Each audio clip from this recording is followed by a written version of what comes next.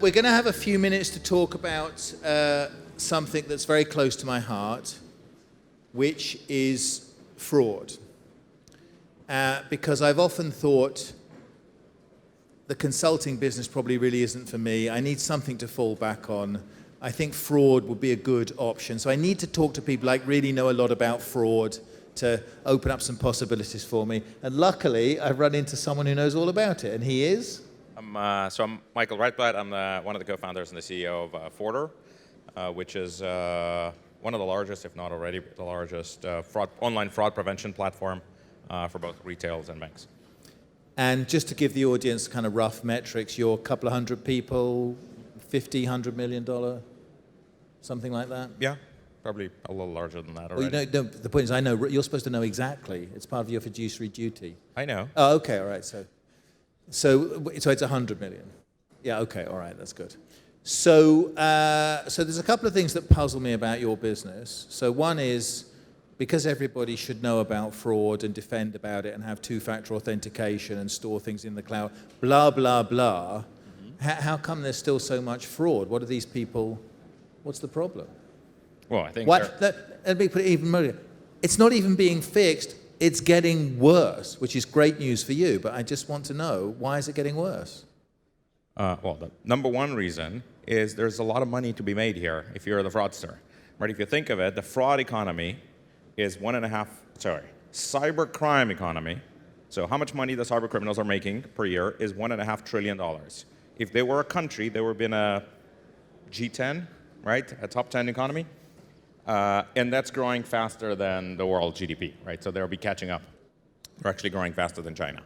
The second thing is, as the kind of technology evolves, right? We've heard multiple panelists talking about new user experience, new payment methods, or not payment methods, right? Invisible payment, or whatever you want to call it. That means there are more cracks for these cyber criminals to go through, slip through, and make their living. So, I mean, I'm being trivial about it, but you understand the point. So basically, I heard this morning on the main stage that a big focus for fintechs over the coming years is like big data and making better use of data. And actually, the criminals are already there. Oh, for sure. Data is their resource. If you think, right, the original machine learning technologies were invented somewhere in the 50s, late 40s.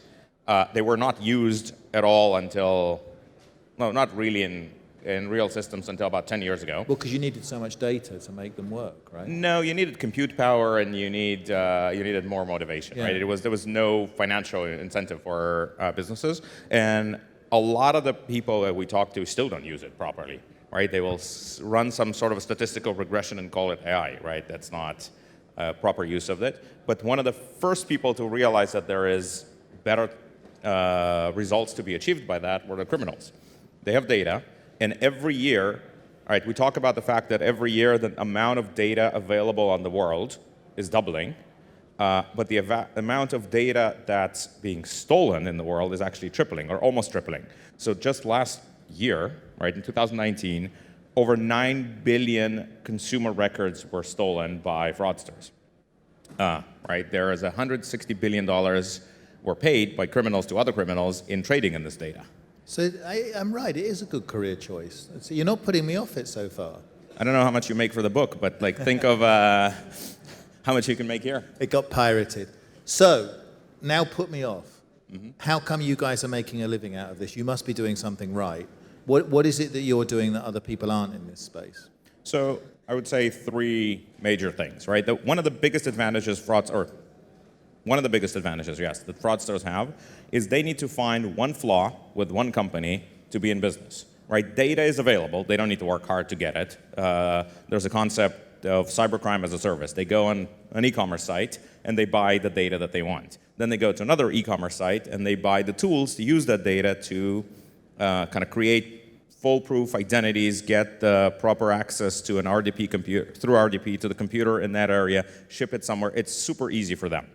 And as a reminder, right, they need one flaw to be in business. If you're on the retail side, you need to protect against all fraudsters at all times, in all of your scenarios, all payment methods, and so on. It's like a network thing. So the first thing is, if you aggregate everyone, kind of to fight fraud together. If you remember the movie Gladiator, right, when they all circle around, the surface area that they have is actually smaller, it's easier to defend, and they're leveraging data, right, in a substantially better way, right? No single retailer, not even Amazon or Alibaba, has all the data that's available to criminals to attack. If you bring everyone together, then you actually do. Second thing is you need to properly use technology, which is what we're doing, right?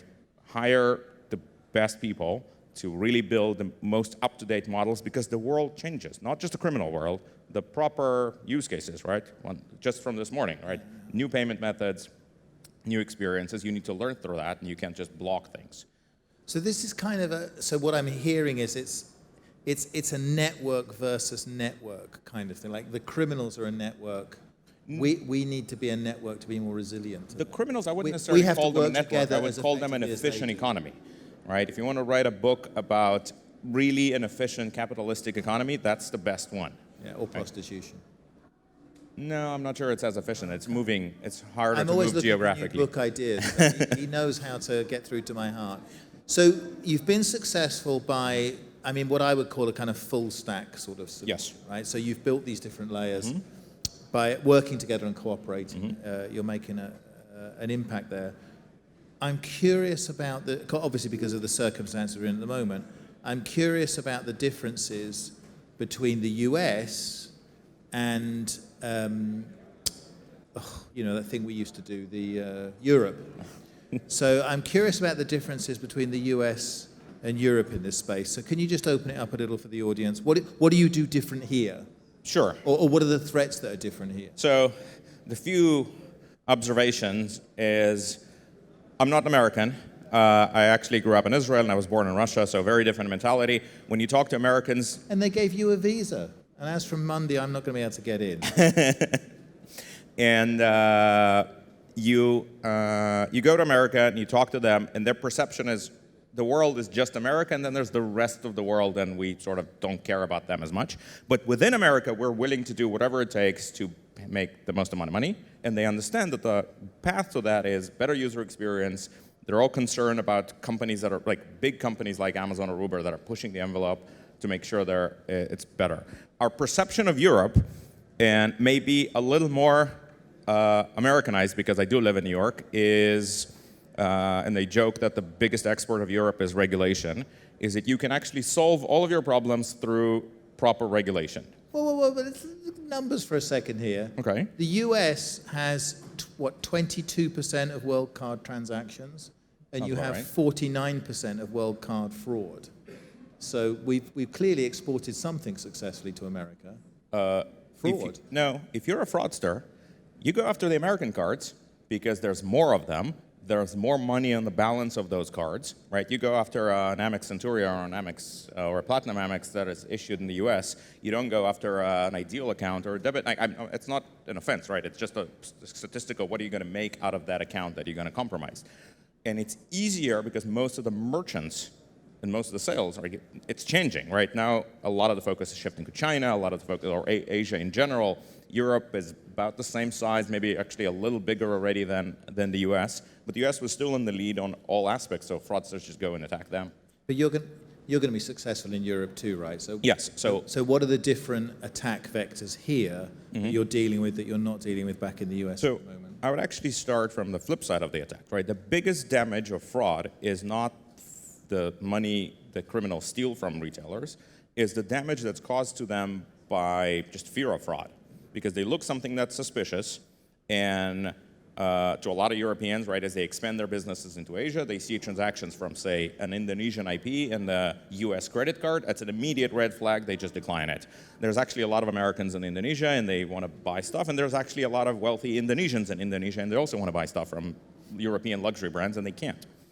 If you aggregate the false positive rate, so there's about $300 billion of e-commerce transactions that don't happen because some fraud mechanisms along the chain, whether it's the issuing bank, the network, the processor, the retailer, said no to them. Right? If you only build a business that captures these transactions, that's bigger than Amazon. So the business case, so just to be clear for it, the business case isn't just stopping fraud. The business case is allowing legitimate transactions. Of course. And your stack has been successful at doing Yes, it. but I don't necessarily want to focus on us, right? If you look at... No, but I'm curious as to why you've been more successful about this than other people. So there must be something in your stack that you're doing better. Yes, so we're actually, by building one stack, instead of having multiple data brokers that are trading data with each other, right? Which was the previous approach, right? The previous approach in cybersecurity and in fraud prevention was layers, right? You stack as many solutions as possible, you transfer data between them, which you can't anymore because of different types of regulation. And it's not as effective, right? It costs you in latency, right? If you need 10 seconds to ping different providers and calculate all that data, the consumer's long gone. And it's inefficient because every one of these layers is essentially incentivized to throw as many red flags as possible to justify itself. And by building a full stack that first connects all the layers on the retail side, but even more importantly, connects to the banking side, right? We all have to work together. It's not just how do we bring all the retailers to collaborate, it's how do we bring the payment companies, the issuing banks, or the alternative payment issuers, or however you want to call them, and the networks and the schemes to play at it together, right? Well, look, I know I was joking at the beginning, Michael, but you've done a great job on this. I hope people will take the time to come over and visit the Forta stand and see what you guys are doing. Thank you very much for making the time today. He didn't know what questions I was going to ask him. I hope you appreciate getting real, honest answers from someone who really knows what they're talking about. Thank you. Thank you very much to both of you.